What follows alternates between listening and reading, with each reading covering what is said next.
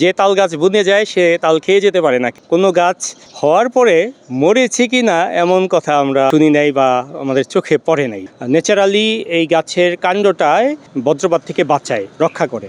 তাল গাছের চারা আমি কখনো বিক্রি হতে দেখি নাই। গাছগুলোকে যখন দেখি মনে হয় যে আমার একটা সন্তান দাঁড়িয়ে আছে রাস্তায়। তাল গাছ হচ্ছে দীর্ঘজীবী গাছ, এটা অনেক বছর বাঁচে, 150, 200, বা কোনো গাছ হওয়ার পরে মরেছে কি না এমন কথা আমরা শুনি নাই বা আমাদের চোখে পড়ে নাই, একমাত্র কেটে না ফেলা পর্যন্ত। বর্তমানে যে বজ্রপাত হচ্ছে, বজ্রপাত প্রতিরোধের কার্যকরী কোনো ব্যবস্থা গ্রামে গঞ্জে মফস্বলে সেরকম কিছু ব্যবস্থা এখনও নেওয়া হয়ে ওঠেনি কারো। একমাত্র শহরে হয়তো কিছু কিছু ভবনে বজ্রপাত প্রতিরোধী যেটা হচ্ছে মেটালিক যে দণ্ড সেটা ব্যবহার করা হয়, কিন্তু গ্রামে বা মফস্বলে এটা করা হয় নাই। তো সেক্ষেত্রে তাল গাছগুলো একটু লম্বা হয়, দীর্ঘস্থায়ী হয়।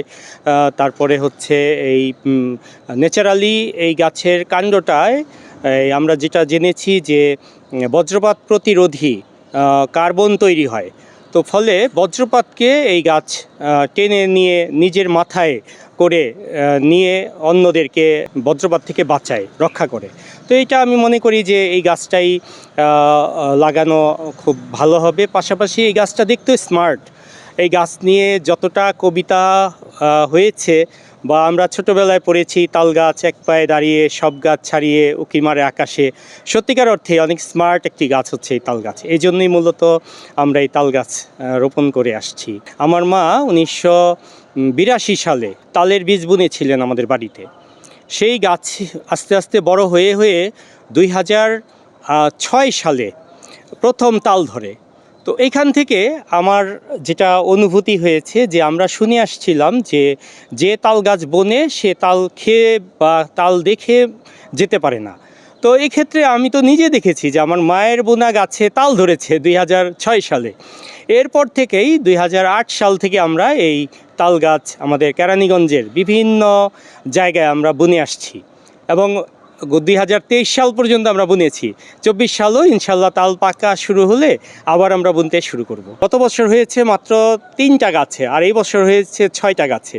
তো এটা আমাদের জন্য একটা বড় ধরনের অ্যাচিভমেন্ট। এইটাই মূলত আমাদেরকে উৎসাহ জুগিয়েছে তাল গাছ বোনার ব্যাপারে। তাল গাছের বীজ এ পর্যন্ত প্রায় 4000-এর মতো বীজ বোনা হয়েছে, কিন্তু রাস্তা সম্প্রসারণ সহ বিভিন্ন কারণে আমার অনেক গাছ কাটা পড়েছে, তারপর নষ্ট হয়েছে, গরু ছাগল খেয়ে নষ্ট করেছে, মানুষের অসচেতনতার কারণে নষ্ট হয়েছে।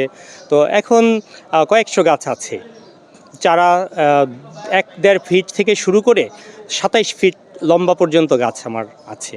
আমি একটা টিম ওয়ার্ক কাজ করি। আমি, আমার ছাত্র, ভাতিজা, ভাইগনা, ছোট ভাই, তারপরে হচ্ছে এই শুভাকাঙ্ক্ষী, এদেরকে নিয়ে আমরা একটা টিম ওয়ার্ক কাজ করি। মূলত এগুলো সব লিড আমি দিয়ে থাকি, আমার সাথেই ওরা সবাই মিলে আমরা বুনেছি। আর মূল বীজ সংগ্রহ করি আমার মায়ের লাগানো গাছের বীজটাই মূলত আমরা বুনে থাকি। আমাদের যে গাছটা আছে সেই তাল পাকলে সেই বীজটা যেখানে বুনি সেখানেই তো তাল গাছ হয়ে যায়। যে তাল গাছ বুনে যায় সে তাল খেয়ে যেতে পারে না। কিন্তু 2006 সাল থেকে যখন আমার মায়ের হাতে বোনা গাছে তাল হচ্ছে, আমার মা সেই পাকা তালের পিঠা বানাচ্ছে, পায়েস বানাচ্ছে, আমরা খাচ্ছি, আপ্যায়ন করছেন উনি। তো আমাদের লাগানো গাছেও গত বছর থেকে আমার হাতে বা আমাদের লাগানো গাছেও দ্বিতীয় প্রজন্মের গাছে তাল হচ্ছে। এটাও আমার খুব ভালো লাগে, একটা চমৎকার একটা মানে আত্মতৃপ্তিতে মন ভরে যায়। মনে হলেই ভালো লাগে, একটা অনুভূতি কাজ করে।